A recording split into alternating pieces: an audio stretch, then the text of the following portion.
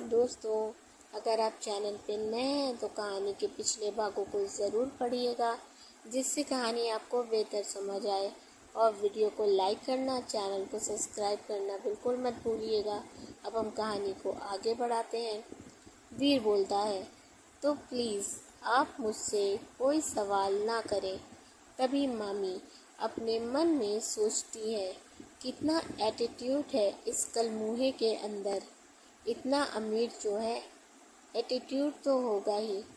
उसने मेरे सवालों के जवाब नहीं दिए, पर मैं भी पक्की खिलाड़ी हूँ।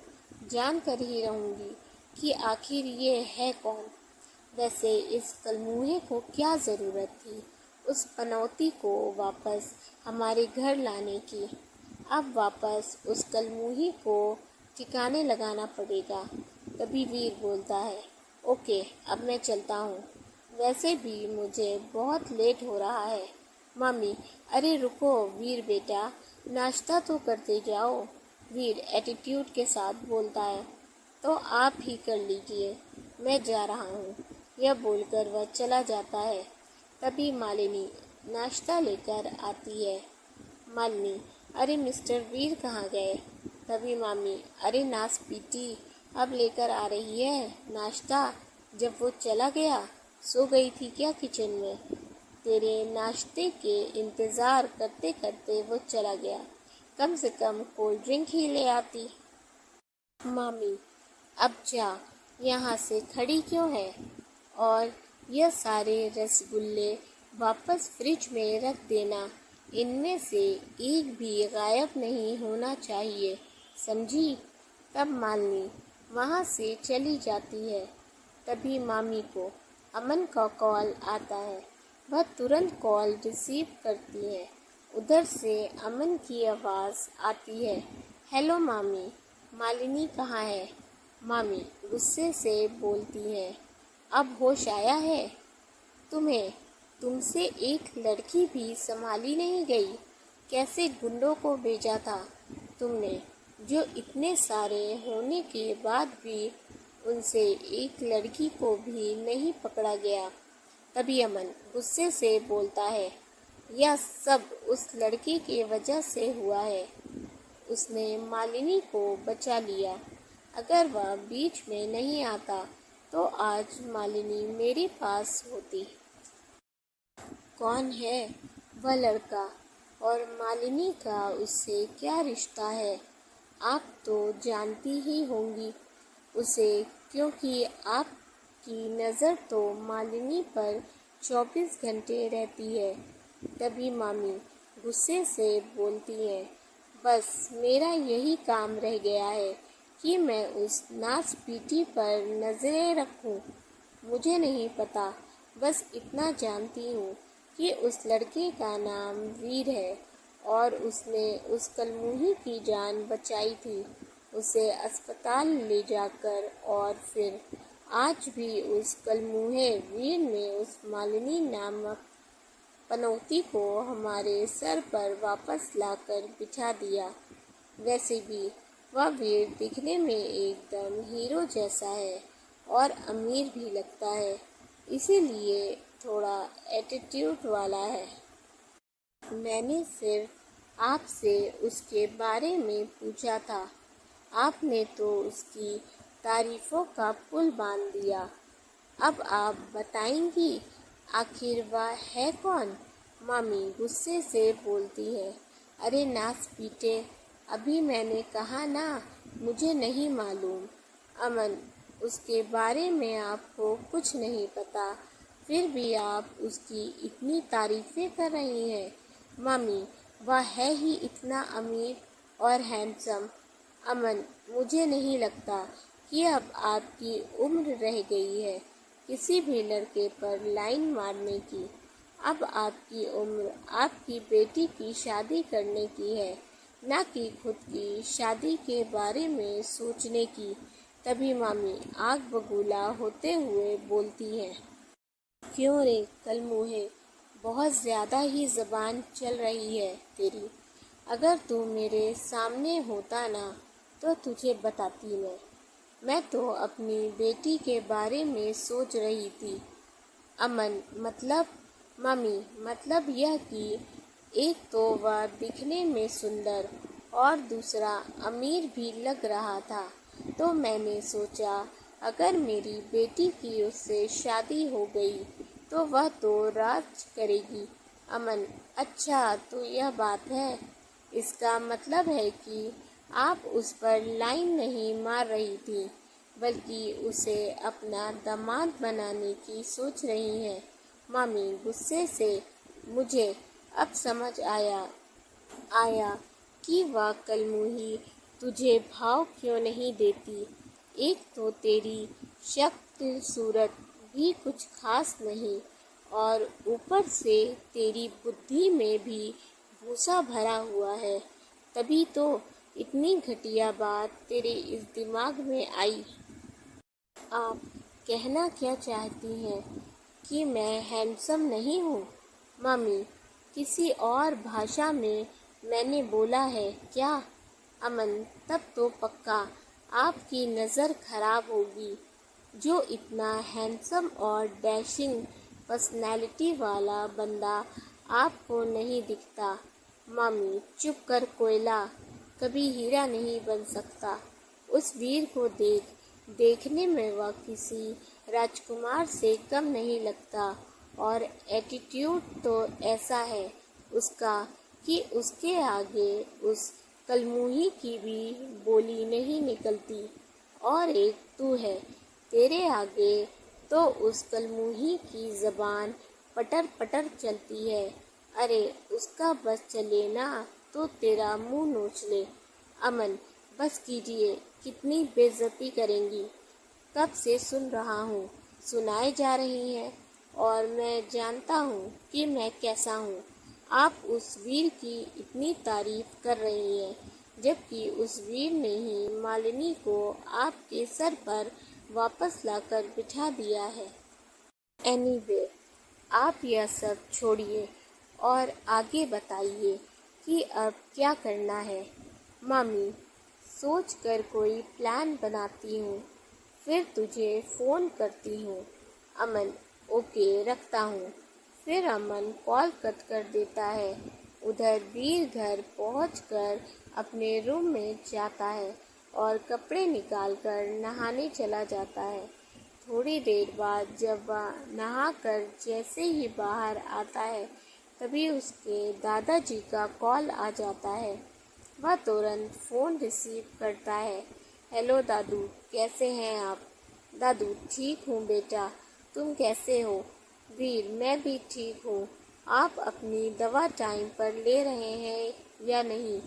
दादू हाँ ले रहा हूँ। पहले तुम यह बताओ, कोई लड़की तुम्हारी लाइफ में आई या नहीं?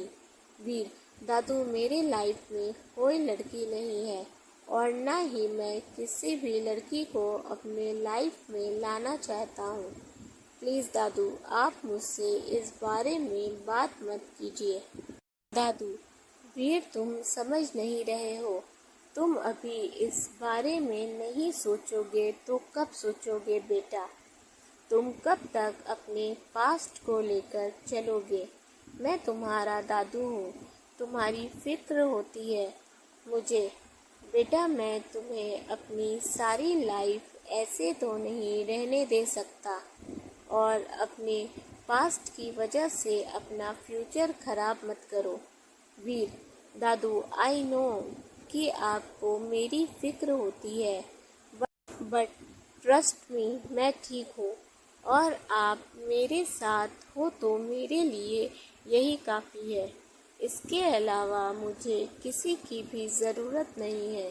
दादू पर बेटा मेरी बात समझने की कोशिश करो। मैं तभी वीर उनकी बात को बीच में काटते हुए बोला, प्लीज़ दादू अब इस टॉपिक पर कोई बात नहीं होगी। आप संजय को फ़ोन दीजिए, मुझे उससे बात करनी है।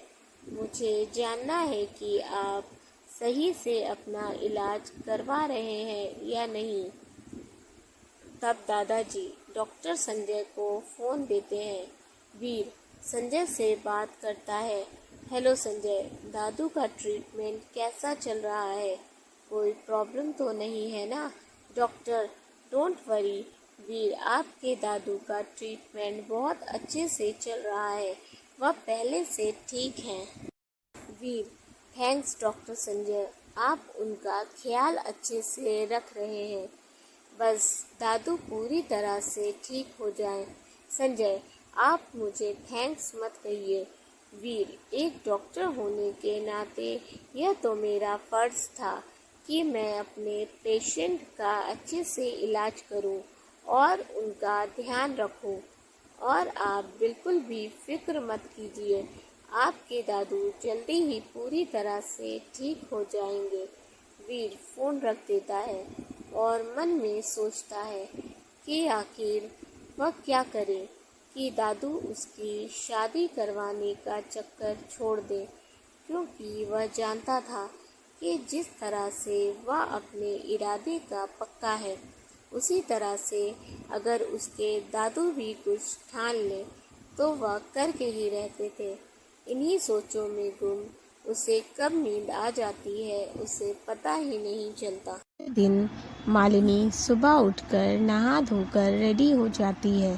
फिर वह चाय बनाने के लिए किचन में जाती है, लेकिन चाय बनाने के लिए उतना सामान नहीं होता।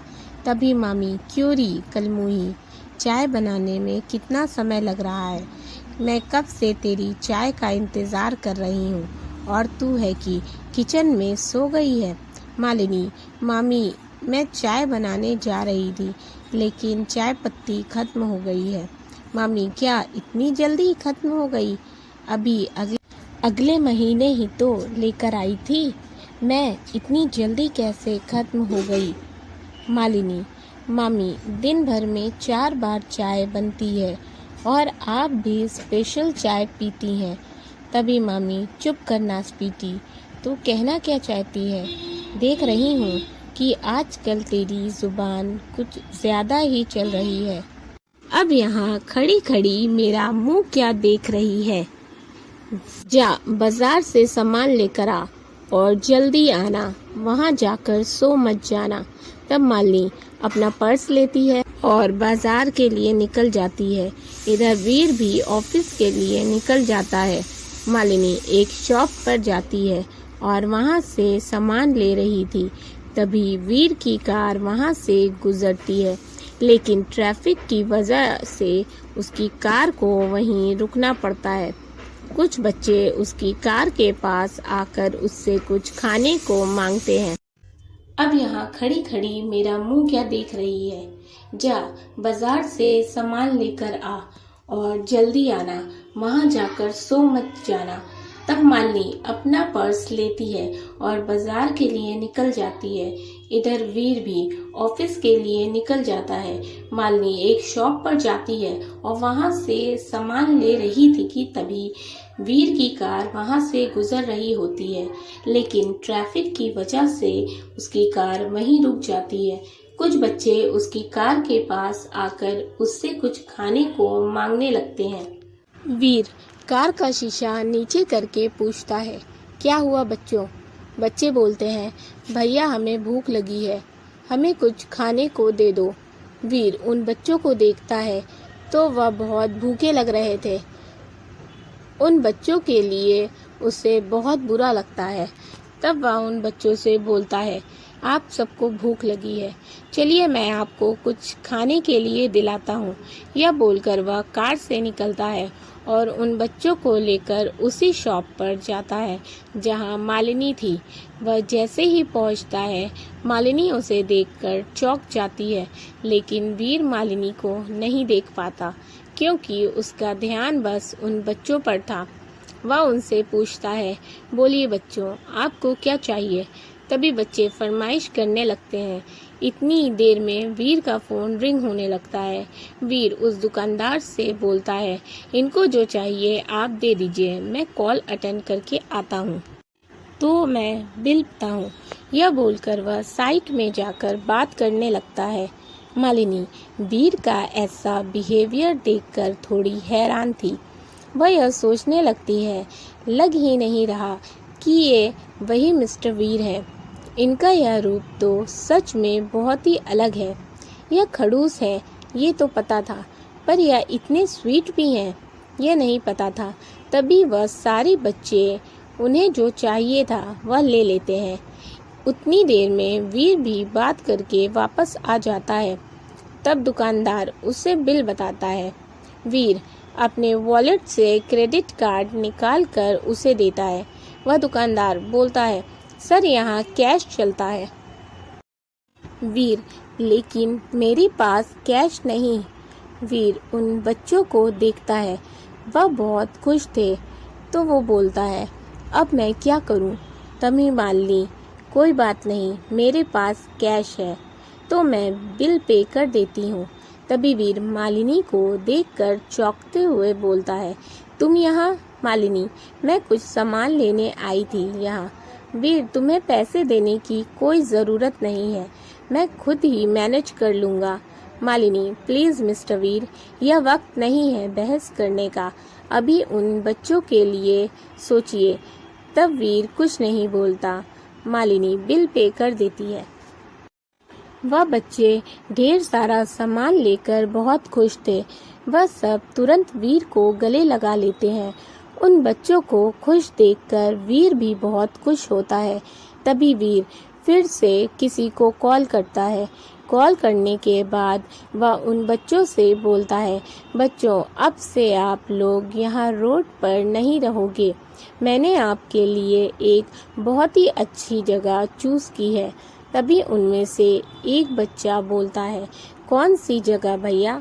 वीर, मैंने आप सब के लिए ऐसी जगह देखी है जहां आपके ही जैसे ढेर सारे प्यारे प्यारे बच्चे हैं। वहां आप सब के लिए बढ़िया बढ़िया खाना, ढेर सारे खिलौने और अच्छे अच्छे कपड़े होंगे। सब बच्चे यह सुनकर खुश हो जाते हैं। बच्चे, हम लोग वहां कब जाएंगे भैया? वीर, अभी थोड़ी देर में ही। सब बच्चे यह सुनकर बहुत खुश हो जाते हैं। मालिनी को तो यकीन ही नहीं हो रहा था कि वह वही वीर है। इधर मैं गुस्से लाल हुई पड़ी थी। मुझे पता था यह कलमुही जहाँ जाए वहाँ चिपक ना जाए, ऐसा हो ही नहीं सकता। यहाँ कब से मैं चाय के इंतज़ार में बैठी हूँ और यह है कि पता नहीं कहाँ मर गई। इधर वीर किसी का इंतज़ार कर रहा था। तभी एक कार आती है, उसमें से एक शख्स निकलता है। वीर खुश होते हुए बोलता है, मैं तुम्हारा ही इंतज़ार कर रहा था। राहुल मुस्कुराते हुए बोलता है, मेरे दोस्त ने बुलाया था तो मैं कैसे नहीं आता। वीर, इतने दिनों बाद तुझको देख रहा हूँ, बहुत अच्छा लग रहा है। राहुल, मुझे भी। वैसे तुमने मुझे इतनी अर्जेंटली क्यों बुलाया? वो एक्चुअली यहाँ कुछ बच्चे हैं जो मुझे रोड पर मिले। मैं चाहता हूँ तुम इन्हें अपने ऑर्फिनेज लेकर जाओ और इनका अच्छे से ख्याल रखो। राहुल, यह भी कोई कहने वाली बात है? मैं इतना बड़ा ऑर्फिनेज चलाता हूँ, किस लिए? आखिर इन अनाथ बच्चों के लिए ही तो। और मैं इन अनाथ बच्चों को सहारा नहीं दूंगा तो फिर कौन देगा? और तू फिक्र मत कर, मैं इनका अच्छे से ख्याल रखूंगा। वीर मुस्कुराते हुए बोलता है, मुझे तुझसे यही उम्मीद थी। थैंक यू सो मच यार। राहुल, अब थैंक्स मत बोल। तब वीर उन बच्चों से बोलता है, देखो बच्चों, यही है राहुल भैया, अब तुम इनके साथ ही रहोगे। अब से तुम्हें रोड पर रहने की ज़रूरत नहीं है। तो चलो तुम सब जल्दी से जाकर राहुल भैया की कार में बैठो, मैं तुम लोगों से मिलने आया करूँगा। फिर राहुल और बच्चे वीर को बाय बोलकर चले जाते हैं। मालिनी वहीं खड़ी सब देख रही थी और वीर से बोलती है, मिस्टर वीर, आपको उन बच्चों की फिक्र करते हुए देखकर बहुत अच्छा लगा। आपके अंदर एक स्वीट पर्सन छुपा है, यह तो नहीं पता था। तब वीर, थोड़ा रूड होकर बोलता है, जैसा तुम सोच रही हो वैसा कुछ नहीं है। मैं कोई स्वीट पर्सन नहीं हूँ। तुम्हें बहुत बड़ी गलतफहमी हो रही है। मैं सिर्फ बच्चों के लिए स्वीट हूँ। मुझे बच्चे पसंद हैं, इसीलिए उनकी केयर करता हूँ। यह बोलकर वह अपनी कार में बैठता है और वहाँ से निकल जाता है। मालिनी मुस्कुराते हुए बोलती है, कुछ भी कहिए मिस्टर वीर, लेकिन आपकी एक स्वीट पर्सनालिटी भी है। आप सिर्फ अपने आप को बाहर से खड़ूस दिखाने की कोशिश करते हैं, पर अंदर से बहुत ही अच्छे इंसान हैं। तभी अचानक से मालिनी को याद आता है कि मामी चाय के लिए कब से उसका वेट कर रही होंगी। वह घबराते हुए बोलती है, ओ नो, मामी तो मेरी चटनी बना देंगी। चल जल्दी मालिनी। यह बोलकर वह अपना सामान उठाती है और जाने लगती है कि तभी दुकानदार उसे आवाज़ देते हुए बुलाता है। वह मन में सोचती है, क्या मैं कुछ भूल गई? फिर वह वापस उस दुकानदार के पास जाती है। क्या हुआ भैया, मेरा कोई सामान रह गया क्या? दुकानदार, हाँ मैडम, आपका यह मोबाइल छूट गया था। मालिनी, मेरा फ़ोन? लेकिन मैंने तो अपना फ़ोन पर्स से निकाला ही नहीं।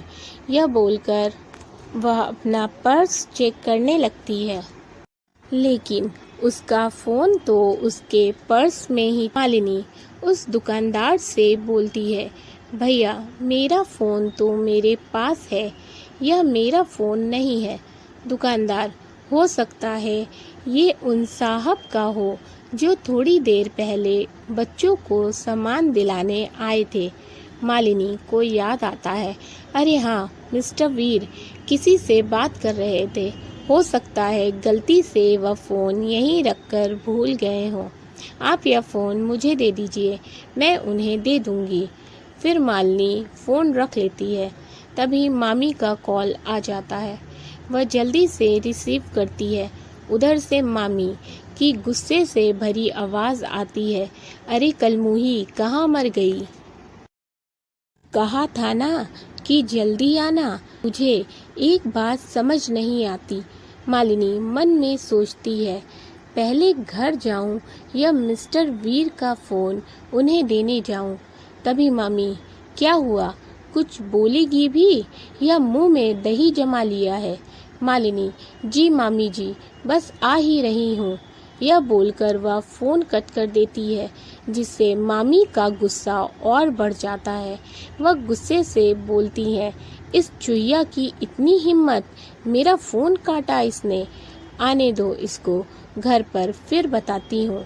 उधर मालिनी वीर का फ़ोन अपने पर्स में रख लेती है और सोचती है, मैं मिस्टर वीर को कहाँ ढूंढूंगी? मुझे तो यह भी नहीं पता कि वह रहते कहाँ हैं और अभी कहाँ होंगे। तभी वीर का फ़ोन रिंग होने लगता है। मालिनी फ़ोन देखती है तो स्क्रीन पर दादू का नंबर शो हो रहा था। तब मालिनी फ़ोन उठा लेती है। उधर से आवाज़ आती है, हेलो वीर, मैंने तुम्हें एक लड़की की फ़ोटो भेजी है, देखकर बताओ कि तुम्हें कैसी लगी। मैं जानता हूँ कि तुम मुझसे नाराज़ हो जाओगे, लेकिन मैं क्या करूँ, तुम्हारी फिक्र होती है बेटा। तभी मालिनी बोलती है, हेलो सर, मिस्टर वीर यहाँ नहीं है। वीर के फ़ोन पर किसी लड़की की आवाज़ सुनकर दादाजी चौंकते हुए बोलते हैं, तुम कौन हो बेटा और वीर कहाँ है? मालिनी, मेरा नाम मालिनी है और मिस्टर वीर ने मेरी जान बचाई थी और आज भी कुछ बच्चों की हेल्प कर रहे थे, इसीलिए वह अपना फ़ोन शॉप पर ही भूल कर चले गए और मुझे समझ नहीं आ रहा कि मैं उन्हें कहाँ ढूंढूं। मुझे तो उनके बारे में कुछ भी नहीं पता। दादाजी, यह लड़का भी ना, वैसे तो यह कभी अपना फ़ोन नहीं भूलता, पर आज कैसे भूल गया? एनीवे बेटा, तुम एक काम करो, उसके ऑफिस जाकर उसका फ़ोन दे दो, क्योंकि अभी वह इस वक्त अपने ऑफिस में ही होगा। पर सर, मैंने उनको ऑफिस नहीं देखा है। दादाजी हैरान होते हुए बोलते हैं, बेटा, तुमने उसका ऑफिस नहीं देखा? मालिनी, नहीं।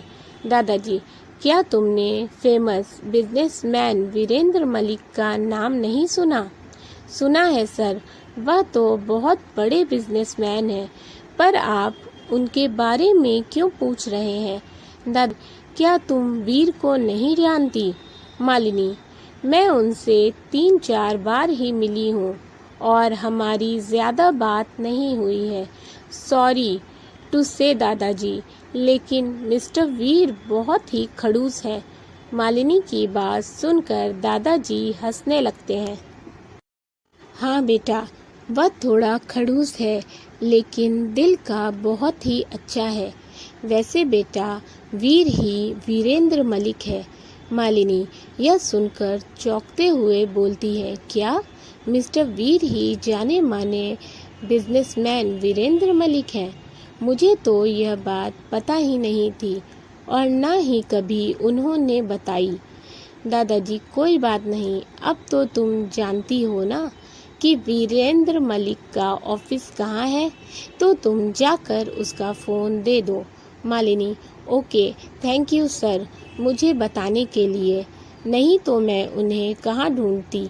दादाजी, मोस्ट वेलकम बेटा, तुम बहुत प्यारी हो। मालिनी, आप भी बहुत अच्छे हैं सर। सर नहीं, दादाजी बोलो। मालिनी, ठीक है दादाजी, अब मैं फ़ोन रखती हूँ। दादाजी, ठीक है बेटा, बाय। फ़ोन रखते ही दादाजी तुरंत वीर के असिस्टेंट केशव को कॉल करते हैं। दादाजी का कॉल देखकर केशव तुरंत कॉल रिसीव करता है। जी दादाजी, बोलिए। दादाजी, केशव, मैं तुम्हें एक काम सौंप रहा हूँ, तुम्हें वह हर हाल में पूरा करना है। केशव, जी दादाजी, कहिए।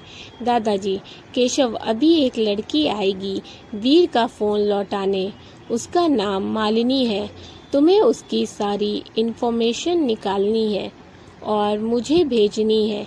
केशव, ओके दादाजी, मैं पता करके बताता हूँ। दादाजी, और हाँ, ध्यान रहे कि वीर को इस बारे में कुछ पता नहीं चलना चाहिए। केशव, दादाजी आप बेफिक्र रहिए, मैं वीरेंद्र सर को कुछ नहीं पता लगने दूंगा। इधर वीर अपने केबिन में बैठा लैपटॉप पर कुछ काम कर रहा था कि तभी उसे ख्याल आता है कि दादू ने सुबह से उसे एक बार भी कॉल नहीं किया। तब वह अपना फ़ोन निकालने के लिए अपने पॉकेट में हाथ डालता है, पर उसे उसका फ़ोन नहीं मिलता। वह पॉकेट को अच्छे से चेक करता है, लेकिन फ़ोन नहीं मिलता। तब वह पूरे केबिन में ढूंढने लगता है। वह सभी जगह चेक करता है, लेकिन उसका फ़ोन उसे नहीं मिलता। तभी केशव केबिन में आते हुए बोलता है, क्या हुआ सर, आप क्या ढूंढ रहे हैं? केशव, तुमने मेरा फ़ोन देखा है क्या? केशव, नहीं सर, मैंने नहीं देखा। सर, आपका फ़ोन खो गया है क्या? वीर, पता नहीं कहाँ रख दिया मैंने, मिल ही नहीं रहा। इधर वीर अपने केबिन में बैठा लैपटॉप पे कुछ काम कर रहा था कि तभी उसे ख्याल आता है कि दादू ने सुबह से एक बार भी कॉल नहीं किया। तब वह अपना फ़ोन निकालने के लिए अपने पॉकेट में हाथ डालता है, पर उसे उसका फ़ोन नहीं मिलता। वह पॉकेट को अच्छे से चेक करता है, लेकिन फ़ोन फिर भी नहीं मिलता। तब वह पूरे केबिन में ढूंढने लगता है। वह सभी जगह चेक करता है, लेकिन उसका फ़ोन उसे नहीं मिलता। तो केशव केबिन में आते हुए बोलता है, क्या हुआ सर, आप क्या ढूंढ रहे हैं? वीर, केशव, तुमने मेरा फ़ोन देखा है क्या? केशव, नहीं सर, मैंने नहीं देखा। सर, आपका फ़ोन खो गया है क्या? वीर, पता नहीं कहाँ रख दिया मैंने, मिल ही नहीं रहा। तभी केशव, हो सकता है सर आप कहीं रख कर भूल गए हो। केशव के इतना बोलते ही अचानक से राजवीर को याद आता है कि जब वह बच्चों को सम्मान दिलाने गया था तब उस वक्त उसने राहुल से बात की थी। उसका मतलब मैं अपना फ़ोन वहीं भूल गया। वीर परेशान होते हुए बोलता है, ओ शिट केशव, क्या हुआ सर? वीर, केशव, मैं अपना फ़ोन एक शॉप पर भूल आया हूँ। अब मुझे वापस जाना होगा उसे लेने। इधर मालिनी ऑफिस पहुँच चुकी थी। गार्ड्स भी उसे अंदर जाने से नहीं रोकते क्योंकि केशव ने उन्हें पहले ही बता दिया था कि एक लड़की वीर सर का फ़ोन लेकर आएगी, तो तुम दोनों उसे रोकना मत, अंदर आने देना। इसीलिए वह दोनों उसे नहीं रोकते बल्कि अंदर जाने देते हैं। वह अंदर जाती है। ऑफिस बहुत बड़ा था। जितना बाहर से बड़ा था उतना ही अंदर से भी बड़ा था। सभी लड़कियां एकदम टिप टॉप थीं। सभी शॉर्ट ड्रेसेस में नज़र आ रही थीं। वह थोड़ा घबराई हुई सी अंदर जा रही थी। सारी लड़कियां उसे बहुत अजीब तरीके से देख रही थीं क्योंकि उसने फ्रॉक सूट जो पहना हुआ था। तभी अमन, जो अपने केबिन में बैठा था, वह मालिनी को देख लेता है और सोचता है, यह लड़की यहाँ क्या कर रही है? कहीं मुझसे मिलने तो नहीं आई? पर यह क्यों मुझसे मिलने आएगी? इतना बोलकर वह अपने केबिन से बाहर आता है और मालिनी के पास जाकर बोलता है, तुम यहाँ क्या कर रही हो? मालिनी उसे देखकर थोड़ा घबरा जाती है और मन में सोचती है, ओ नो, मैं तो इसके बारे में भूल ही गई थी कि यह भी तो यहाँ काम करता है। अमन, क्या हुआ? मेरे बगैर रह नहीं पाई? मैं इतने दिन तुमसे मिलने नहीं आया तो तुम खुद मुझसे मिलने मेरे ऑफिस चली आई। तभी मालिनी गुस्से से बोलती है, अपनी यह गलतफहमी दूर करो क्योंकि मैं तुमसे मिलने नहीं आई हूँ। तभी अमन उसका हाथ पकड़ते हुए बोलता है, अच्छा अब इतना भी झूठ मत बोलो। तभी मालिनी अपना हाथ छुड़ाते हुए बोलती है, अगर यह ऑफिस नहीं होता तो मैं तुम्हें ऐसा थप्पड़ मारती कि तुम्हें जिंदगी भर याद रहता। यह बोलकर मालिनी रिसेप्शन पर बैठी लड़की के पास जाती है। एक्सक्यूज़ मी, क्या आप बता सकती हैं कि मिस्टर वीरेंद्र का केबिन किधर है? वह लड़की पहले मालिनी को ऊपर से नीचे तक देखती है, फिर बोलती है, आपका नाम क्या है? मालिनी, मेरा नाम मालिनी वर्मा है, रिसेप्शनिस्ट। आपको सर से क्या काम है? मालिनी, मुझे उनसे कुछ ज़रूरी काम है। प्लीज़ आप मुझे बस इतना बता दीजिए कि उनका केबिन कहाँ है। लड़की, ओके, आप थोड़ा वेट कीजिए, पहले मैं सर से परमिशन लूँगी। अगर वह परमिशन देंगे तभी आप उनसे मिल सकती हैं। तब रिसेप्शनिस्ट वीर को कॉल करती है। वीर कॉल रिसीव करता है तो वह लड़की बोलती है, सर एक लड़की आई है, वह आपसे मिलना चाहती है। वीर, क्या नाम है उनका? रिसेप्शनिस्ट, सर वो अपना नाम मालिनी वर्मा बता रही है। वीर थोड़ा चौंकते हुए बोलता है, मालिनी? ठीक है, तुम उन्हें मेरे केबिन में भेज दो। Receptionist, okay sir. वीर मन में सोचता है, मालिनी यहाँ क्या कर रही है? वह रिसेप्शनिस्ट मालिनी से बोलती है, आप जा सकती हैं, सर का केबिन सीधे जाकर राइट में है। मालिनी थैंक यू बोलकर जाने लगती है। अमन भी उसके पीछे पीछे जाता है और उसे रोकते हुए बोलता है, तुम्हें वीरेंद्र सर से क्या काम है? तुम्हें उनसे क्यों मिलना है? बोलो। मालिनी, देखो मेरे रास्ते से हट जाओ, वरना। अमन, वरना क्या? तभी मालिनी उसके पैर पर जोर से मारकर वहाँ से चली जाती है। अमन बस चिल्लाकर रह जाता है। मालिनी वीर के केबिन के पास पहुंचकर नॉक करती है। वीर बोलता है, यस कम इन। वह अंदर जाती है। केशव भी वहीं खड़ा था। वह मालिनी को देखकर मन में बोलता है, ओह तो यही है मिस मालिनी, जिनके बारे में दादाजी ने पता करने के लिए बोला है। तभी वीर, तुम यहाँ कैसे? मालिनी, वह मैं आपका यह मोबाइल देने आई थी, आप इसे शॉप पर भूल गए थे।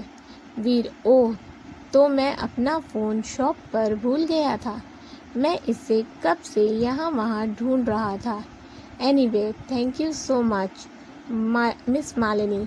वह फ़ोन ले लेता है। मालिनी वहीं खड़ी थी कि तभी वीर बोलता है, क्या हुआ? मालिनी, नहीं कुछ नहीं बोलकर केबिन से बाहर आ जाती है और गुस्से से बोलती है, अकड़ू कहीं का, मैं इतनी दूर से यहाँ सिर्फ इसका फ़ोन देने आई, और यह है कि बंदा कम से कम एक गिलास पानी ही पूछ लेता है, पर नहीं, जनाब की इज्जत कम हो जाती। मालिनी मुंह फुलाए वहाँ से जा रही थी कि अमन फिर से उसके पास आ जाता है। तुमने मुझे बताया नहीं कि तुम सर से मिलने क्यों आई थी? मालिनी उसकी बातों का कोई जवाब नहीं देती, बल्कि उसे इग्नोर करके चली जाती है। पर वह जैसे ही ऑफिस के बाहर जाती है, अमन गुस्से से उसका हाथ पकड़ते हुए बोलता है, बहुत ज़्यादा उड़ रही हो ना, तुम सिर्फ 2 मिनट लगेगा तुम्हें नीचे लाने में, मालिनी समझी तुम? इधर वीर केशव से बोलता है, केशव तुम मिस्टर सिन्हा से पूछो कि वह कब आ रहे हैं, मैं ज़्यादा देर वेट नहीं कर सकता उनका। केशव, ओके सर, मैं अभी उन्हें कॉल करता हूँ। केशव वहाँ से चला जाता है।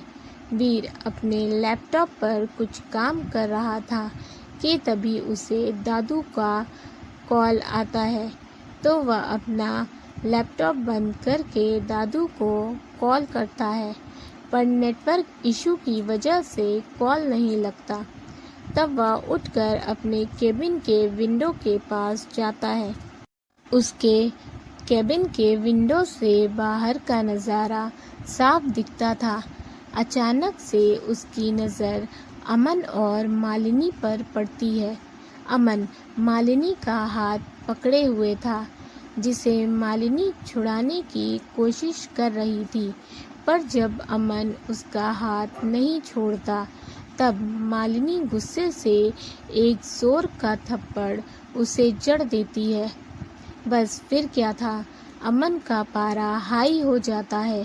वह ज़बरदस्ती उसे खींचकर अपनी कार में बैठाने लगता है। वीर यह सब देख लेता है और तुरंत अपने केबिन से भागता हुआ नीचे जाता है।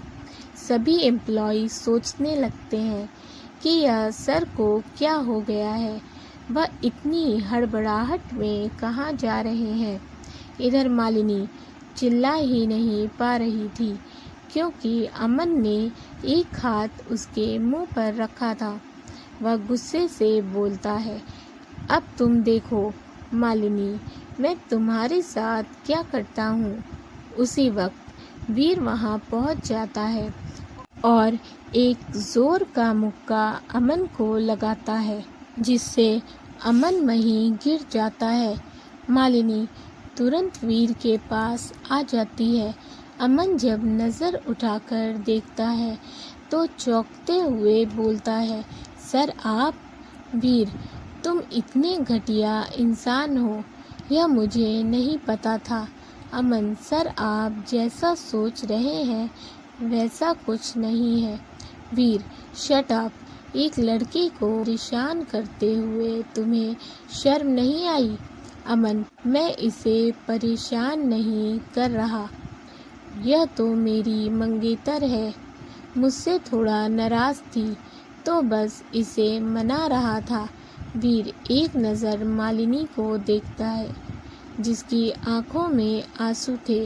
वीर को मालिनी के आंखों में आंसू देखकर अमन पर और ज़्यादा गुस्सा आ जाता है। वह उसका कॉलर पकड़कर बोलता है, मुझे तो यह नहीं समझ आ रहा कि तुम जैसा इंसान मेरे ऑफिस में काम कर रहा था। वीर बोलता है, जिद तो कर रहा है कि तेरी इतनी धुलाई करूं कि दोबारा तू ऐसा घटिया काम करने से पहले 100 बार सोचे, पर नहीं, ऐसे गिरे हुए इंसान को हाथ लगाना अपने हाथ को मैला नहीं करना चाहता। मैं तेरी जगह तो अब सीधा जेल में है। तभी अमन बोलता है, सर प्लीज़ ऐसा मत कीजिए, मुझे जेल मत भेजिए। मैं मालिनी को अब कभी परेशान नहीं करूँगा, प्लीज़ सर।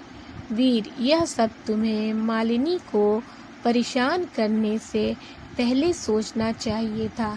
अमन गिड़गिड़ाता रहता है, लेकिन वीर उसकी एक नहीं सुनता।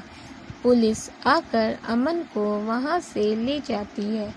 अमन गुस्से से लाल मालिनी को देख रहा था, लेकिन वह चाह कर भी कुछ नहीं कर पाता।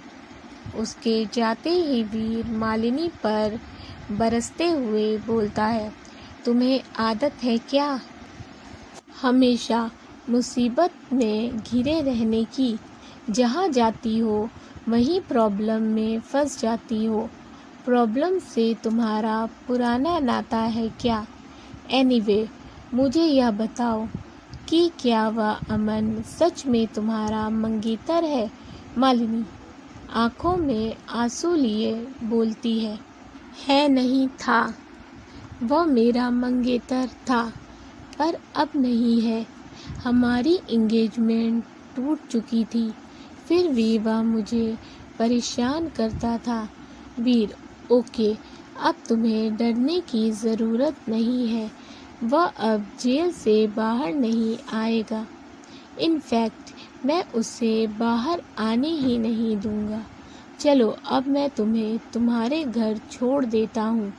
और हाँ, अब दोबारा किसी प्रॉब्लम में मत फंसना, क्योंकि अब मैं नहीं आने वाला तुम्हें बचाने।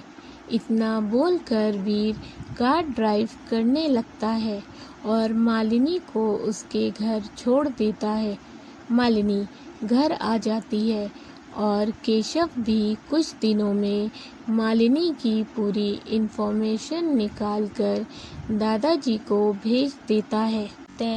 दादाजी को मालिनी वीर के लिए अच्छी लगी है, इसीलिए वह वीर से बात करते हैं इस बारे में। पहले तो वीर चौंक जाता है कि मालिनी के बारे में दादाजी को कैसे पता। तब दादाजी उससे बताते हैं कि उन्होंने एक दफ़ा मालिनी से बात की थी जब वह उसका मोबाइल देने आ रही थी, और फिर मैंने केशव को बोलकर उसकी पूरी इन्फॉर्मेशन निकलवाई। मुझे वह लड़की अच्छी लगी तुम्हारे लिए, इसीलिए तुम उससे शादी कर लो। यह सुनकर वीर साफ साफ मना कर देता है। वह दादाजी से थोड़ा नाराज़ भी हो जाता है, लेकिन फिर भी दादाजी अपनी बात पर अड़े रहते हैं, बार बार वीर पर प्रेशर बनाते हैं। वीर हर बार उन्हें मना कर देता है, यहाँ तक कि जब कभी वीर को मालिनी दिख जाती तो वह दादाजी का सारा गुस्सा मालिनी पर निकाल देता। वीर अपनी जिद पर अड़ा हुआ था। वह किसी भी कीमत पर शादी नहीं करना चाहता था। जब दादाजी देखते हैं कि वीर जिद पर अड़ गया है, तब उन्होंने भी एक जिद ठान ली और जिद भी ऐसी कि वीर भी उनकी जिद के आगे हार मान गया। दादाजी ने यह जिद रख दी कि अगर वह मालिनी से शादी नहीं करेगा तो वह अपना इलाज नहीं करवाएंगे।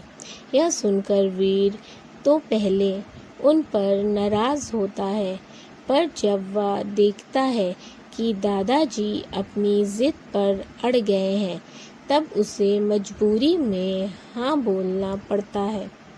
वीर तो मान जाता है, न चाहते हुए भी, पर उसे मालिनी को मनाना था ताकि जल्द से जल्द दादाजी अपना ट्रीटमेंट स्टार्ट करवा लें। इसीलिए वीर मालिनी के बुटीक के पास अपनी कार में बैठा था। तभी वह देखता है कि मालिनी अपनी बुटीक की तरफ ही जा रही थी और तुरंत कार उसकी तरफ लेकर जाता है। मालिनी कार को अपनी तरफ आता हुआ देखकर थोड़ा डर जाती है। तभी वीर अपनी कार का विंडो नीचे करके बोलता है, डोंट वरी, इट्स मी, मुझे तुमसे कुछ ज़रूरी बात करनी है। मालिनी थोड़ा चौंकते हुए बोलती है, आप? लेकिन आपको मुझसे क्या बात करनी है? वीर, पहले कार में आकर बैठो, फिर बताता हूँ। तब मालिनी कार में आकर बैठ जाती है। बोलिए, क्या बात करनी है आपको?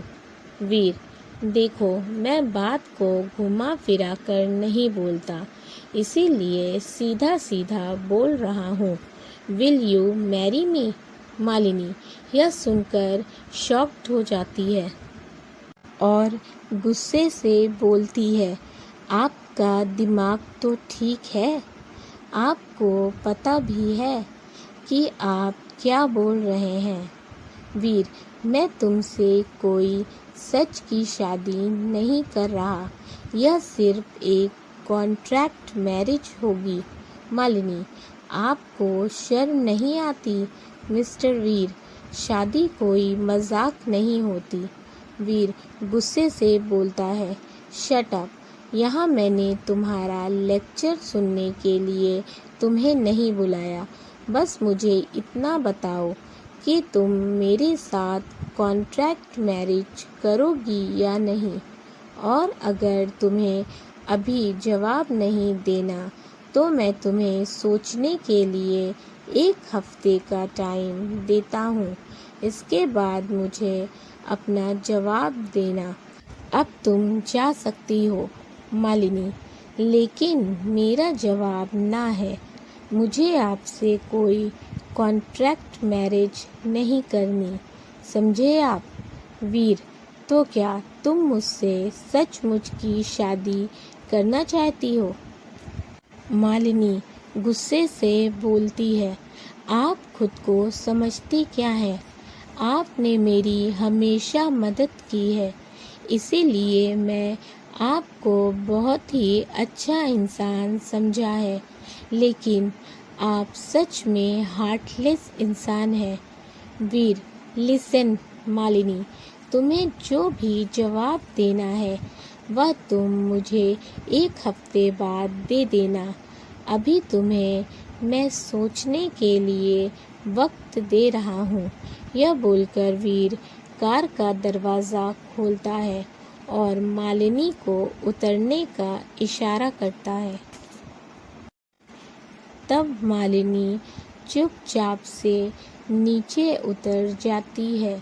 वीर वहीं बैठा मालिनी को जाता हुआ देखता रहता है और बोलता है, तुम्हें मुझे शादी के लिए हाँ तो बोलना ही पड़ेगा मिस मालिनी वर्मा, क्योंकि यह मेरे दादाजी की इच्छा है और मैं उनके लिए कुछ भी कर सकता हूँ।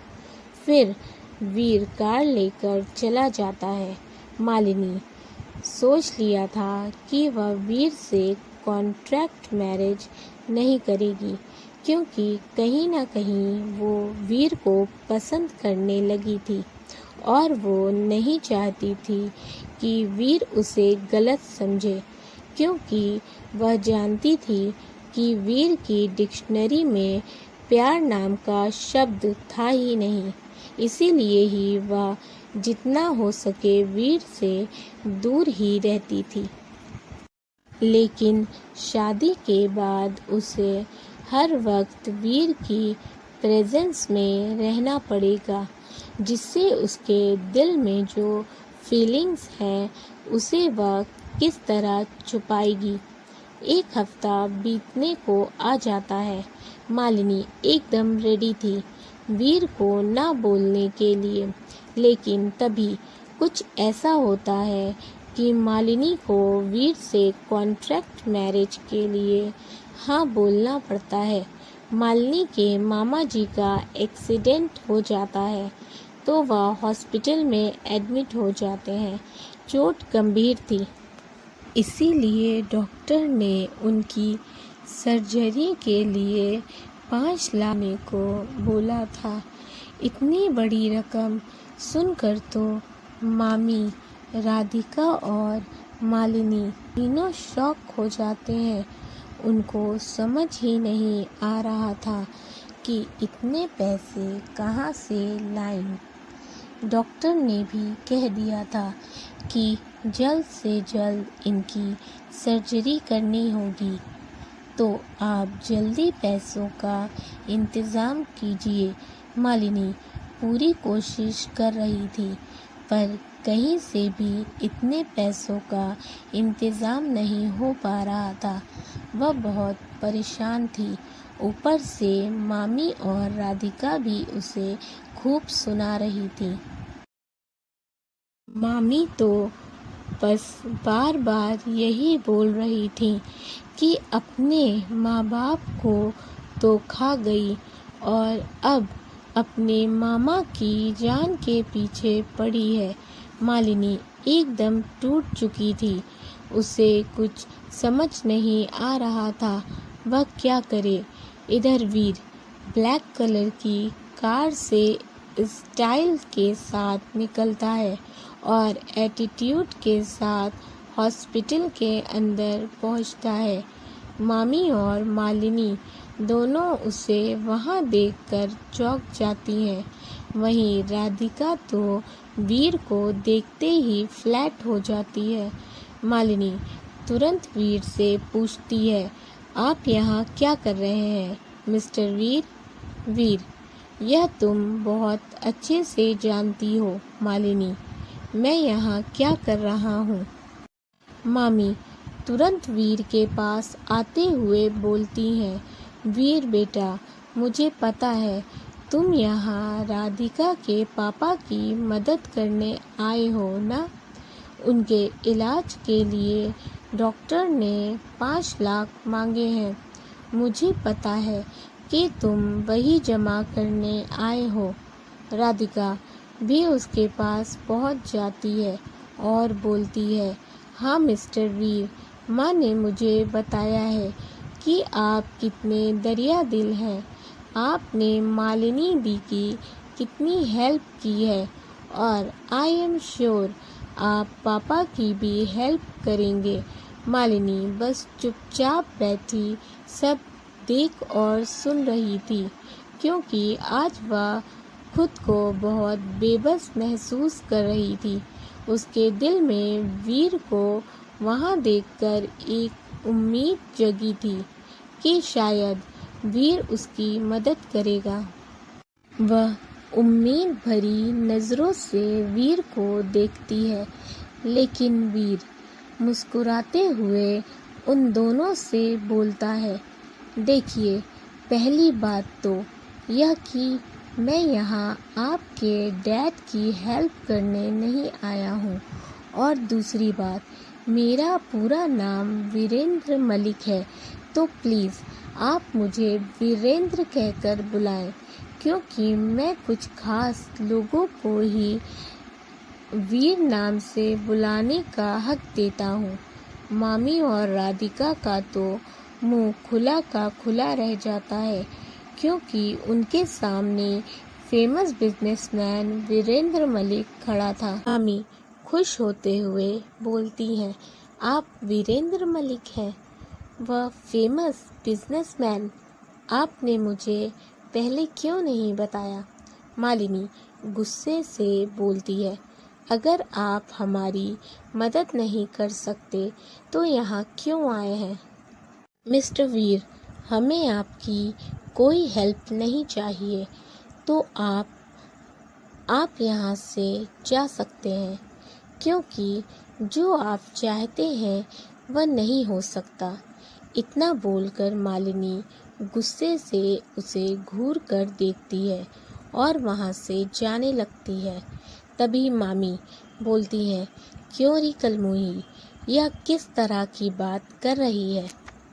किस तरह की बात कर रही है तू वीरेंद्र सर से? और उसे वहीं रोक लेती हैं। मामी, अब अगर तुमने इनसे बदतमीजी की तो मुझसे बुरा कोई नहीं होगा, समझी तू? वीर मामी से बोलता है, वैसे अगर आप चाहें तो मैं आपके हस्बैंड के अस्पताल का पूरा खर्च भर दूंगा, बस मेरी एक शर्त है। मामी खुश होते हुए बोलती हैं, कैसी शर्त? वीर, मालिनी को मुझसे शादी करनी होगी। मामी और राधिका का मुंह फिर से एक बार खुला का खुला रह जाता है। तभी मामी हैरान होते हुए बोलती हैं, सर आप इस कलमुही से क्यों शादी करना चाहते हैं? इससे खूबसूरत तो मेरी बेटी राधिका है, आप उससे शादी कर लीजिए। वीर एक नज़र राधिका पर डालता है और बोलता है, मुझे वाइफ चाहिए, मॉडल नहीं, इसीलिए मैं मालिनी से शादी करना चाहता हूँ। और वैसे भी आपको तो अपने पति का इलाज कराने से मतलब होना चाहिए, ना कि इससे कि मैं किस लड़की से शादी करूं। तभी मालिनी बोलती है, लेकिन मिस्टर वीरेंद्र, आप मुझसे ही क्यों शादी करना चाहते हैं? वीर, वह सब मैं तुम्हें तब बताऊंगा जब तुम इस शादी के लिए हाँ कर दोगी। और तुम ना बोलने से पहले एक बार अपने मामा जी के बारे में ज़रूर सोच लेना, जो अभी ज़िंदगी और मौत के बीच झूल रहे हैं। तुम्हारे पास ज़्यादा वक्त नहीं है। तुम जितना ज़्यादा वक्त लोगी, तुम्हारे मामा जी की जान जाने का खतरा उतना ही ज़्यादा बढ़ जाएगा। तो तुम समझ लो, तुम्हारी एक हाँ तुम्हारे मामा की जान बचा सकती है। मालिनी की आंखों में आंसू आ जाता है। मालिनी के पास कोई और रास्ता नहीं था सिवाय हाँ कहने के, क्योंकि यहाँ बात उसके मामा जी की थी। वह अपने मामा जी से बहुत प्यार करती थी और अपने मामा जी को कुछ नहीं होने देना चाहती थी। इसीलिए वह आँखों में आंसू लिए शादी के लिए हाँ कर देती है। मालिनी की हाँ सुनकर वीर के चेहरे पर चमक आ जाती है। वीर मालिनी से बोलता है, जब तुमने हाँ कर ही दी है तो तुम्हारे मामा जी की पूरी जिम्मेदारी इस वीरेंद्र मलिक की है। तुम्हें फिक्र करने की ज़रूरत नहीं है। तुम्हारे मामा जी का ऑपरेशन कब का स्टार्ट हो चुका है। यह सुनकर मालिनी हैरानी और खुशी के मिले जुले भाव से वीर को देखती है। वीर, मुझे पता था कि तुम्हारे पास हाँ बोलने के अलावा और कोई चॉइस नहीं थी, क्योंकि तुम अपने मामा जी से बहुत प्यार करती हो और उनके लिए कुछ भी कर सकती हो। तुमने हाँ कर दी है, तो अब चलो मेरे साथ। मालिनी, कहाँ? वीर, और कहाँ? शादी करने? इतनी जल्दी भूल गई? मालिनी, लेकिन अभी कैसे? मेरे मामा जी की हालत इतनी सीरियस है, उनका ऑपरेशन चल रहा है, ऐसे में मैं शादी कर सकूं? वीर थोड़े गुस्से से बोलता है, देखो, यह सब मैं नहीं जानता, और वैसे भी तुम्हारे मामा जी की सर्जरी तो चल ही रही है, और तुम यह मत भूलो कि तुमने अभी हाँ बोला है। मालिनी, प्लीज़ मिस्टर वीर, समझने की कोशिश कीजिए। बस एक बार मामा जी ठीक हो जाए तो मैं पक्का आपके साथ चलूँगी। वीर, देखो मालिनी, मैं तुम्हें इतना टाइम नहीं दे सकता। तभी मालिनी अपने घुटनों पर बैठ जाती है और हाथ जोड़कर बोलती है, प्लीज़ मिस्टर वीर। यह देखकर वीर गुस्से से बोलता है, यह तुम क्या कर रही हो? उठो जल्दी। वह मालिनी का हाथ पकड़कर उसे उठाता है। देखो, तुम्हें यह सब करने की ज़रूरत नहीं है, एक दफ़ा कर दिया, आइंदा से ऐसा दोबारा मत करना। और रही बात तुम्हें टाइम देने की, तो ठीक है, मैं तुम्हें 15 दिन का टाइम देता हूँ। तब तक तो तुम्हारे मामा जी भी ठीक हो चुके होंगे। मालिनी खुश होते हुए बोलती है, थैंक यू मिस्टर वीर। तो वीर, मैं तुम्हें सिर्फ 15 दिन दे रहा हूँ, उससे एक दिन भी ज़्यादा नहीं, और अब मैं 15 दिन के बाद आऊँगा तुम्हें लेने के लिए। और चला जाता है। मालिनी यह सोचकर खुश हो जाती है कि वह कुछ दिन और अपने मामा जी की देखभाल कर पाएगी। इधर वीर दादाजी से बात करके उन्हें बताता है कि मालिनी ने शादी के लिए हाँ कर दी है। यह सुनकर दादाजी बहुत खुश होते हैं, जबकि वीर ने उन्हें पूरी बात नहीं बताई कि मालिनी ने कैसे हाँ की है। वीर दादाजी को यह भी बताता है कि वह मालिनी से कोर्ट मैरिज करेगा, जबकि ऐसा नहीं था। वीर तो मालिनी से कॉन्ट्रैक्ट मैरिज करने वाला था, लेकिन दादाजी का यह सुनकर मुंह बन जाता है। वह वीर से बोलते हैं, मैं चाहता हूँ कि तुम दोनों की शादी पूरे रीति रिवाज से हो, लेकिन वीर ऐसा नहीं चाहता था, पर दादाजी इस बार भी खूब फोर्स करते हैं, तब उसे इसके लिए मानना पड़ता है। फिर वीर दादाजी से उनके ट्रीटमेंट दोबारा शुरू करने के लिए बोलता है। दादाजी तो खुश थे, इसीलिए झट से मान जाते हैं और अपना ट्रीटमेंट स्टार्ट करवा देते हैं। इसी तरह कई दिन बीत जाते हैं। मालिनी मामा जी का बहुत अच्छे से ख्याल रख रही थी। मामी और राधिका तो मालिनी की किस्मत को कोस रही थी कि उसे इतना अमीर इंसान कैसे मिल गया। वह दोनों मालिनी से और भी ज़्यादा नफरत करने लगी थी। मालिनी को उनका बर्ताव अच्छा नहीं लगता, पर वह इन 15 दिनों को उनके साथ अच्छे से रहना चाहती थी, इसीलिए वह सब कुछ सह रही थी। इसी तरह वो दिन भी आ जाता है जब उसे वीर से शादी करनी थी।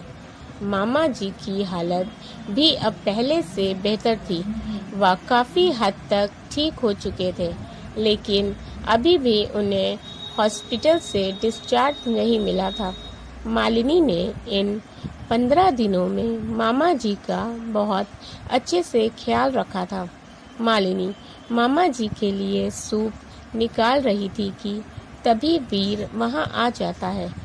वीर को देखकर मामा जी बोलते हैं, तुम कौन हो बेटा? वीर कुछ बोलने वाला ही होता है कि तभी मालिनी झट से बोलती है, मामा जी, यह मिस्टर वीरेंद्र मलिक हैं। इन्होंने ही आपकी जान बचाई है। इन्होंने ही आपके हॉस्पिटल की सारी फीस भरी है और इससे पहले इन्होंने ही मेरी जान भी बचाई थी। आपको याद है कि मैंने हॉस्पिटल में आपको मिस्टर वीर के बारे में बताया था और आप उनसे मिलना चाहते थे। यह वही मिस्टर वीर हैं। मामा जी यह सुनकर अपने हाथ जोड़ते हुए बोलते हैं, बेटा, मैं कैसे तुम्हारा धन्यवाद करूं? तुम तो इंसान के रूप में फरिश्ता हो। पहले मेरी बच्ची मालिनी की जान बचाई और अब तुम मेरे लिए इतना कर रहे हो। मैं तुम्हारा यह एहसान कैसे चुकाऊंगा? वीर हल्की स्माइल के साथ बोलता है, उसकी ज़रूरत नहीं पड़ेगी। आप यह समझ लीजिए कि आप यह एहसान चुका चुके हैं। मालिनी हैरान होते हुए वीर को देखती है। मामा जी भी हैरान होते हुए बोलते हैं, मैं कुछ समझा नहीं। वीर, मैं समझाता हूँ। एक्चुअली मैं मालिनी से शादी करना चाहता हूँ और मालिनी भी इस शादी के लिए तैयार है। यह सुनकर मामा जी हैरान हो जाते हैं और मालिनी की तरफ देखकर बोलते हैं, मालिनी बेटा, क्या यह सच है? मालिनी नज़रें नीची करके बोलती है, जी मामा जी, यह सच है। मैं भी वीर से प्यार करती हूँ, इसीलिए उनसे शादी करना चाहती हूँ। वीर मालिनी की बात सुनकर हैरान होते हुए बोलता है, यह क्या बोल रही है? इसे कब से मुझसे प्यार हुआ? मामा जी मालिनी की बात सुनकर एकदम खुश हो जाते हैं और उसके सर पर हाथ रखते हुए बोलते हैं, बेटा, मैं भी तो यही चाहता था कि तेरी लाइफ में कोई बहुत अच्छा इंसान आए जिससे तू शादी करे। और देख, भगवान ने मेरी सुन ली। वीरेंद्र जैसे भले इंसान को तुम्हारी लाइफ में भेज दिया। मैं बहुत खुश हूँ तुम दोनों के लिए। वीर, थैंक यू अंकल। मामा जी बोलते हैं, अब तो मुझे जल्द से जल्द तुम दोनों की शादी करवानी होगी। तभी मामी वहाँ आ जाती हैं। मामा जी सिया से बोलते हैं, हमारी मालिनी ने अपने लिए बहुत ही अच्छा लड़का ढूंढा है। मामी तो पहले से ही मालिनी से जली भुनी बैठी थी। उनको हजम ही नहीं हो रहा था कि मालिनी इतने अमीर घर जाए। वह मन में बोलती हैं, पता नहीं इस कलमुहे ने इस चुईया में क्या देख लिया जो मेरी बेटी को छोड़कर इससे शादी करने जा रहा है। तभी मामा जी बोलते हैं, अब तो हमें मालिनी की शादी धूमधाम से करनी होगी। फिर क्या था, मामी का पारा हाई हो जाता है। वह भड़कती हुई बोलती हैं, आपके लिए तो हमेशा यह मालिनी ही सबसे ऊपर रही है। हमारी बेटी के बारे में कुछ मत सोचिएगा, हमेशा इस कलमुही के बारे में ही सोचते रहिए। मालिनी के बारे में ऐसे शब्द सुनकर वीर को बिल्कुल अच्छा नहीं लगता। वह तुरंत बोलता है, मामा जी, हम शादी बहुत सादे तरीके से करेंगे, किसी धूमधाम की ज़रूरत नहीं है और हम शादी आज ही करेंगे। चलो मालिनी। इतना बोलकर वीर मामा जी से पूछता है, मामा जी, आपकी इजाज़त हो तो मैं मालिनी को लेकर जा सकता हूँ? मामा जी, खुशी खुशी उन दोनों को आशीर्वाद देते हैं और वीर से बोलते हैं, मेरी बेटी को हमेशा खुश रखना। और बोलते हैं, तुम्हारा फैसला बिल्कुल ठीक है, क्योंकि मुझे पता है कि मेरी बेटी तुम्हारे साथ बहुत खुश रहेगी। और मालिनी से वादा लेते हैं कि तुम अपनी लाइफ में खुश रहोगी और हमें याद करके परेशान नहीं होगी। मालिनी को न चाहते हुए भी वादा करना पड़ता है। तो मामा जी बोलते हैं, जब तक मैं खुद तुम दोनों को न बुलाऊं, तुम लोग मुझसे मिलने मत आना, क्योंकि मैं नहीं चाहता कि तुम्हारी मामी तुम्हें और कुछ सुनाए। और अब तुम दोनों जा सकते हो। मेरा आशीर्वाद हमेशा तुम दोनों के साथ रहेगा। दोनों बाहर आते हैं और कार में बैठ जाते हैं। वीर जैसे ही कार स्टार्ट करने लगता है, मालिनी उसे रोकते हुए पूछती है, आपने अभी तक मुझे नहीं बताया कि आप मुझसे शादी क्यों करना चाहते हैं। तो वीर बोलता है, अपने दादाजी के लिए। मालिनी यह सुनकर हैरान हो जाती है और बोलती है, दादाजी के लिए? मैं कुछ समझी नहीं। वीर, दादाजी ने मेरे सामने एक शर्त रखी थी कि वह तब तक अपना ट्रीटमेंट स्टार्ट नहीं करवाएंगे जब तक मैं तुमसे शादी नहीं कर लूँगा। इसीलिए मजबूरी में मुझे तुमसे शादी करनी पड़ रही है। मालिनी, लेकिन आप मुझसे शादी क्यों कर रहे हैं? आपके दादाजी तो आपके लिए कोई और लड़की भी ढूंढ सकते थे। तो वीर बोलता है, हाँ ढूंढ तो सकते थे, इनफैक्ट ढूंढ लिया है उन्होंने मिस मालिनी। वो लड़की और कोई नहीं बल्कि तुम हो। मालिनी ये सुनकर हैरान हो जाती है, क्या मैं? वीर, हाँ तुम। मालिनी, पर कैसे? मुझे कुछ समझ नहीं आ रहा, प्लीज थोड़ा साफ साफ बताइए। वीर, जब तुमने पहली बार दादाजी से बात की थी, तभी से तुम उन्हें बहुत पसंद आ गई थी, जिसकी वजह से वो जिद पर अड़ गए हैं कि मैं तुमसे शादी कर लूं। मैंने मना किया तो उन्होंने अपना ट्रीटमेंट करवाने से मना कर दिया। पता नहीं कौन सा जादू किया है तुमने उन पर, आखिर उन्होंने मुझसे अपनी बात मनवा कर ही छोड़ी। मालिनी ये सब सुनकर चौंक जाती है। वीर वापस बोलता है, एनीवे, अब कान खोलकर सुन लो मालिनी। ध्यान रहे, हमें दादाजी के सामने एक अच्छे कपल होने की एक्टिंग करनी है। मेरे दादाजी को बिल्कुल पता नहीं चलना चाहिए कि हमने कॉन्ट्रैक्ट मैरिज की है। ये उनकी हेल्थ के लिए बिल्कुल अच्छा नहीं होगा, क्योंकि मेरे दादाजी हार्ट पेशेंट हैं। मालिनी बोलती है, बात आपके दादाजी की है तो मैं उसमें कोई लापरवाही नहीं बरतूंगी। मैं इस बात का पूरा ध्यान रखूंगी कि आपके दादाजी को मेरी तरफ से कोई तकलीफ ना हो, लेकिन सिर्फ दादाजी के लिए। वीर, अच्छी बात है, ये लो, ये कॉन्ट्रैक्ट पेपर है। शादी से पहले तुम इसे एक बार पढ़ लो। मैं इस पर अपनी सिग्नेचर कर दी है, अब तुम भी कर दो। इसमें सारी शर्तें लिखी हुई हैं। मालिनी पेपर ले लेती है और उसे पढ़ने लगती है। उसमें लाइन से कई शर्तें लिखी हुई थी। पहले होने के नाते मैं तुम्हारा हस्बैंड, तुम्हारी पूरी जिम्मेदारी उठाऊंगा, तुम्हें सब मिलेगा सिवाय मेरे।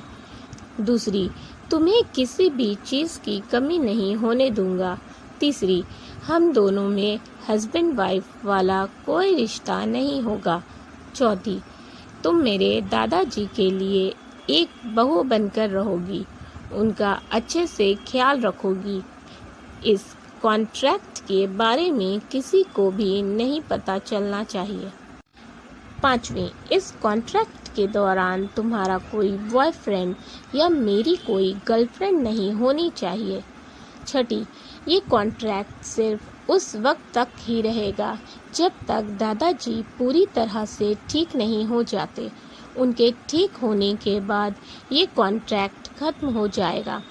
7वीं, इन सब शर्तों में से किसी ने भी एक शर्त तोड़ी, ये कॉन्ट्रैक्ट उसी वक्त खत्म हो जाएगा और उस इंसान को डबल हर्जाना भरना पड़ेगा। 8वीं, तुम इस कॉन्ट्रैक्ट को बीच में छोड़कर नहीं जा सकती। अगर सारी शर्तें मंजूर हैं तो अभी सिग्नेचर करो।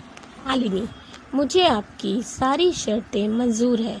मैं इन सारी शर्तों को अच्छे से निभाऊंगी, पर मेरी भी कुछ शर्तें हैं। वीर, क्या तुम्हारी शर्तें? मालिनी, हाँ मिस्टर वीर, मेरी भी कुछ शर्तें हैं। देखिए, मैंने आपकी सारी शर्तें मानी, अब आप मेरी भी कुछ शर्तें माने। वीर, वैसे तुम्हारा कोई हक तो नहीं है शर्त रखने का, पर फिर भी बोलो, क्योंकि ये तुम्हारी लाइफ का बड़ा फैसला है। मालिनी, पहली शर्त, आप मुझसे एक पत्नी होने की कोई एक्सपेक्टेशन नहीं रखेंगे। दूसरी, आप मेरे मामा जी को ये कभी नहीं बताएंगे कि हमारी शादी एक कॉन्ट्रैक्ट मैरिज है। तीसरी, आप मुझ पर कभी अपना हक नहीं जताएंगे। चौथी, आप मेरे मामा जी को यहाँ आने से कभी नहीं रोकेंगे, उनसे हमेशा अच्छे से बिहेव करेंगे। और 5वीं, अगर आप इनमें से कोई एक शर्त भी तोड़ेंगे तो मैं आपके दादाजी को सब सच बता दूंगी। बोलिए, मंजूर है आपको मेरी ये सारी शर्तें? वीर, वैसे मेरे दादू ने तुम्हें जितना सीधा समझा है, तुम उतनी भी सीधी नहीं हो। ठीक है, मुझे तुम्हारी सभी शर्तें मंजूर हैं। यहाँ पर इस कहानी के फ्लैशबैक का एंड होता है और ये मालिनी और वीर की यह न्यू जर्नी कैसी होगी जानने के लिए कहानी के साथ बने रहें। वीडियो को लाइक करें और चैनल को सब्सक्राइब ज़रूर कर लें। अब हम स्टोरी को आगे बढ़ाते हैं। मालिनी उस वक्त बैल्कनी में खड़ी थी जब वह अपने पुरानी यादों से बाहर आती है। तभी रॉबिन मालिनी के रूम का दरवाज़ा नॉक करता है। मालिनी दरवाज़ा खोलती है। रॉबिन, मैम, आपका फ़ोन डाइनिंग टेबल पर आप भूल गई थी, यह कब से रिंग हो रहा है। Malini, oh thank you so much robin. Welcome ma'am. फिर वह चला जाता है। मालिनी जब अपना फ़ोन चेक करती है तो उसमें मामा जी का कॉल शो हो रहा था।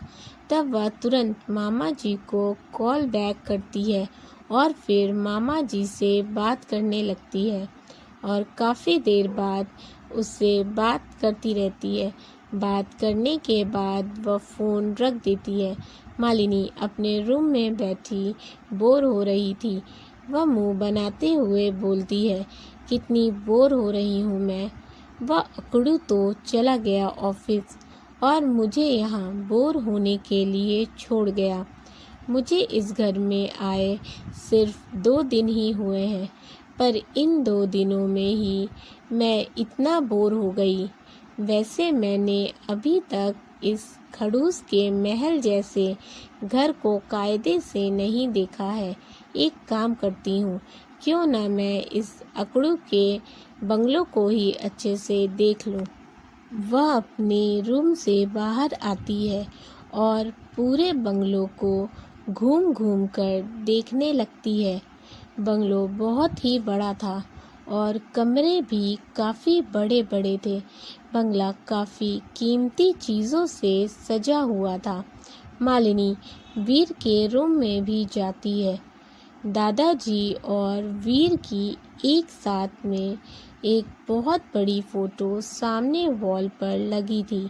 वीर के रूम में वाइट कलर के बड़े बड़े कार्टन थे और एक बड़े से किंग साइज बेड पर वाइट बेडशीट बिछी हुई थी। रूम में वाइट सोफ़ा, सब कुछ वाइट था।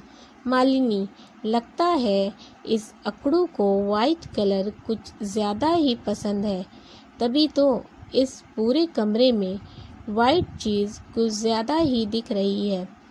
तभी उसे ख्याल आता है कि कहीं वह अकड़ू आ गया तो मुझे अपने रूम में देखकर मुझ पर बरस ही पड़ेगा। वह तुरंत रूम से बाहर जाती है। मालिनी पूरा बंगला घूम लेती है, लेकिन एक कमरा उसकी नज़र से छूट गया था। फिर उसकी नज़र उस कमरे पर पड़ ही जाती है तो वह बोलती है, अरे यह कमरा तो रह गया, मैंने तो इसे देखा ही नहीं। यह बोलकर मालिनी उस कमरे का दरवाज़ा खोलने लगती है, लेकिन दरवाज़ा ओपन ही नहीं होता। मालिनी काफ़ी कोशिश करती है खोलने की। तभी रॉबिन बोलता है, मैम ये रूम लॉक है।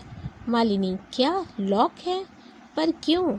रॉबिन, मुझे नहीं पता, क्योंकि मैं तो यहाँ न्यू हूँ। वह तो मुझे राज ने बताया था कि यह कमरा हमेशा लॉक रहता है। सिर्फ सफाई के लिए ही वीर सर इसे खुलवाते हैं।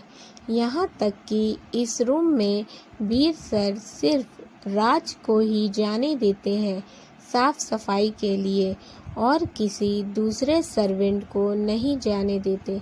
मालिनी हैरान होते हुए बोलती है, लेकिन ऐसा क्यों? तुम कभी इस रूम में गए हो रॉबिन? नहीं मैम।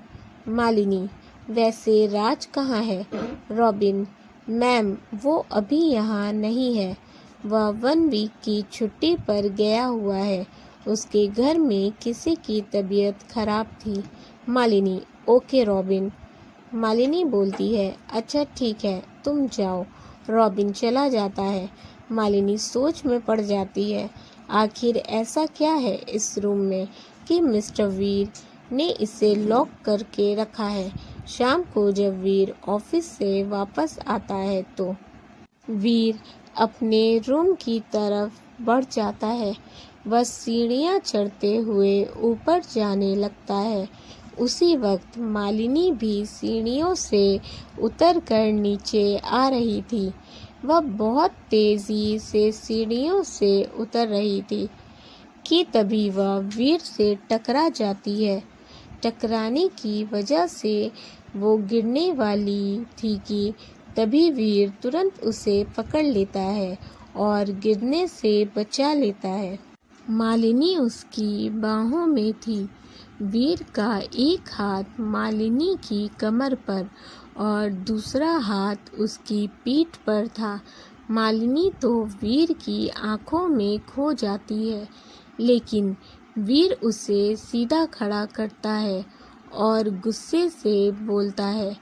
वीर के गुस्से से वह थोड़ा डर जाती है। वीर, ऐसे कौन सीढ़ियाँ उतरता है?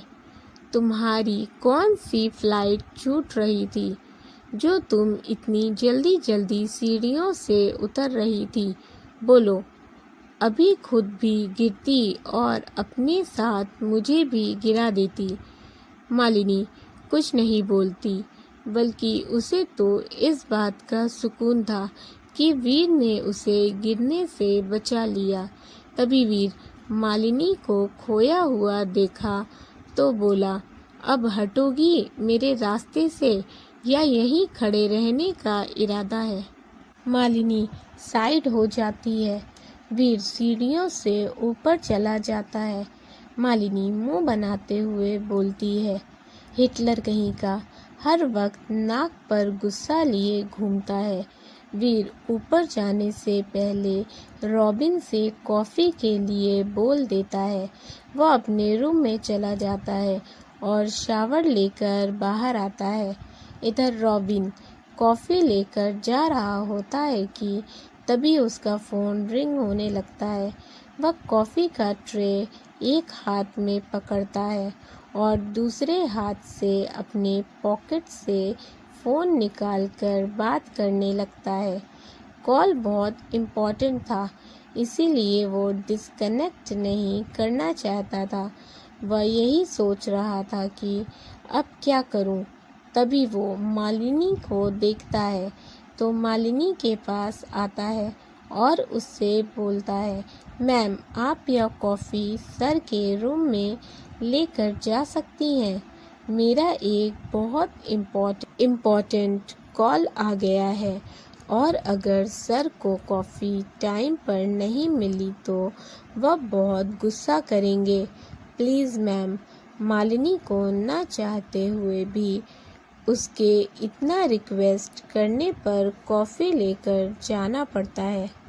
मालिनी कॉफ़ी लेकर आती है और दरवाज़ा नॉक करती है, पर दरवाज़ा पहले से ही खुला हुआ होता है, तो वह कॉफ़ी लेकर सीधा अंदर आ जाती है। रूम में उसे कोई नहीं दिखता, तो मालिनी सोचती है, अच्छा हुआ जो मिस्टर अकड़ू यहाँ नहीं है। चल मालिनी, जल्दी से कॉफ़ी रख और 9-2-11 हो जा यहाँ से। वह कॉफ़ी टेबल पर रख कर वापस होने लगती है। तभी वीर बैल्कनी से रूम के अंदर आते हुए बोलता है, तुम यहाँ क्या कर रही हो?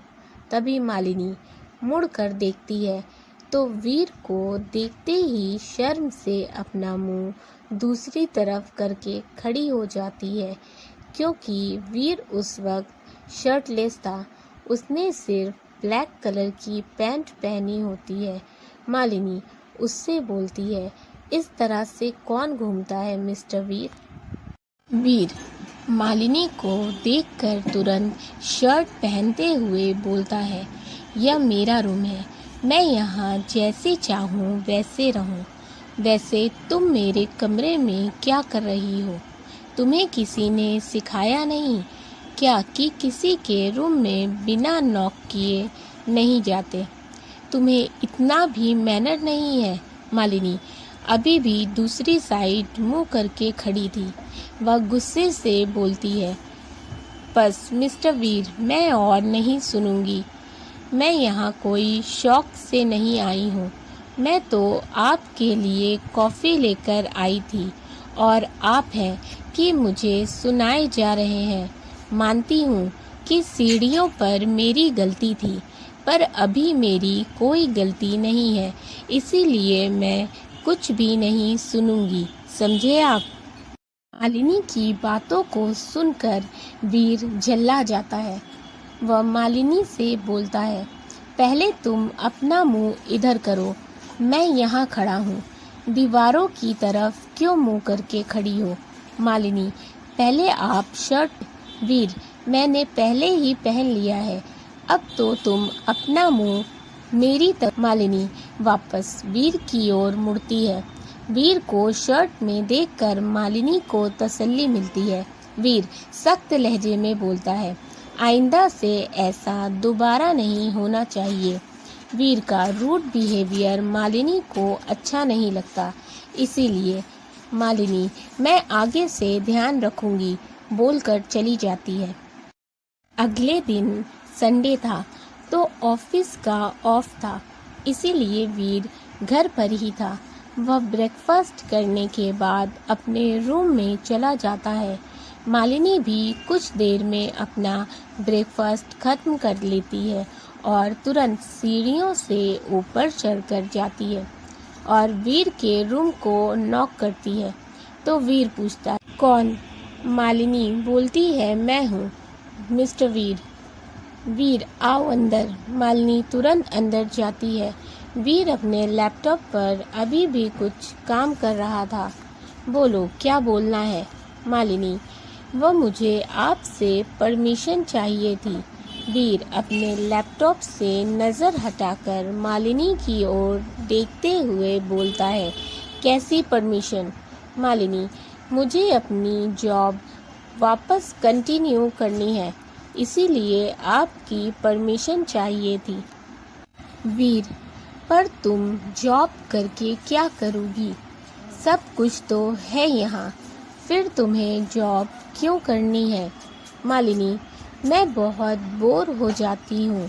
वीर देखो मालिनी, पहले तुम मिस मालिनी वर्मा थी, इसीलिए जॉब करती थी, पर अब मिसेस मालिनी वीरेंद्र मलिक हो। तो अब तुम्हें जॉब करने की ज़रूरत नहीं है, और वैसे भी मैं नहीं चाहता कि तुम जॉब करो मालिनी। लेकिन क्यों नहीं कर सकती मैं जॉब? वैसे भी कॉन्ट्रैक्ट में तो ये कहीं नहीं लिखा है कि मैं जॉब नहीं कर सकती। वीर, मैंने कह दिया ना, एक बार तो नहीं कर सकती तुम जॉब, मालिनी गुस्से से बोलती है। दोस्तों, अगर आपको स्टोरी अच्छी लगी तो वीडियो को लाइक, चैनल को सब्सक्राइब ज़रूर कर लें। साथ ही अपने फीडबैक हमारे साथ ज़रूर शेयर करें। Thank you for watching.